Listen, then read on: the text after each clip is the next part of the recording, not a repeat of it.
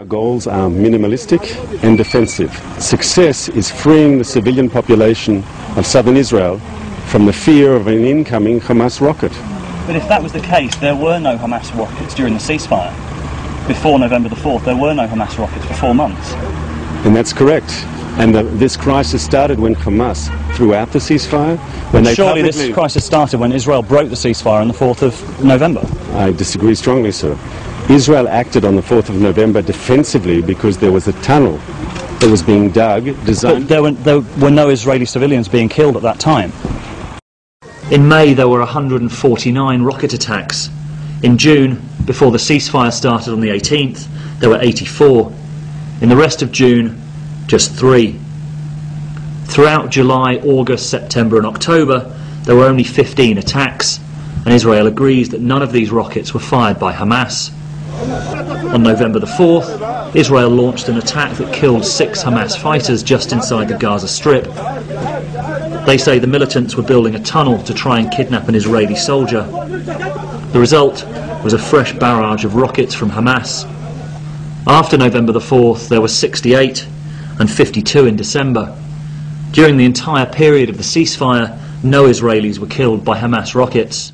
Well, Mr. Shlom, I'd like to take you back to the start of this conflict, if I may, because I know you won't want to mislead our viewers about what caused it, but isn't it the fact that during the ceasefire not a single Israeli was killed, and the reason for that was because Hamas fired not a single rocket, and so the situation now is that Israeli citizens are actually far less safe?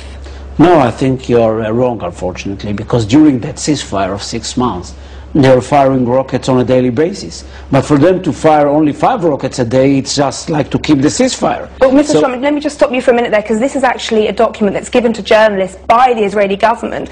And in this document it says, and I'm quoting, Hamas was careful to maintain the ceasefire.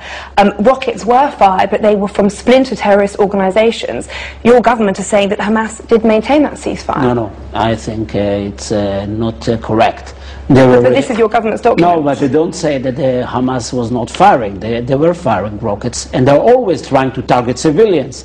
Their main goal is to try to kill children and women. Mr. Shlom, I'm going to have to stop you, because this document is published by the Intelligence and Terrorism Information Center at the Israel Intelligence Heritage and Commemoration Center, and they say that Hamas maintained the ceasefire. It's not a government, it's a private institution. It's given to foreign journalists by the government as a statement of fact. Listen, now, the facts you would like to hear the facts, or you would like to invent some facts? I would like you to tell me the facts. So the facts are that during that out. ceasefire, they were using it for not only firing rockets toward Israel, but to acquire and to get more missiles.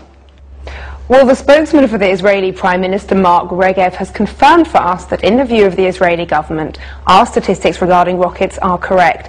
In the ceasefire last year, between June and November, only 20 rockets were fired from Gaza, and these were fired by organizations other than Hamas. But if that was the case, there were no Hamas rockets during the ceasefire. Before November the 4th, there were no Hamas rockets for 4 months.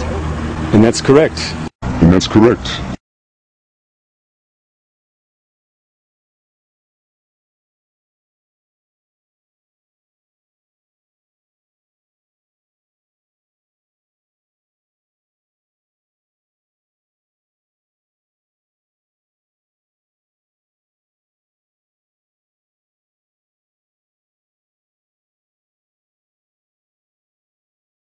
We are shocked that humanitarian aid would be met with such violence, and we unequivocally condemn what appears to be a disproportionate use of force. While details regarding the incident are still emerging, we take note that the operation against the flotilla occurred in international waters.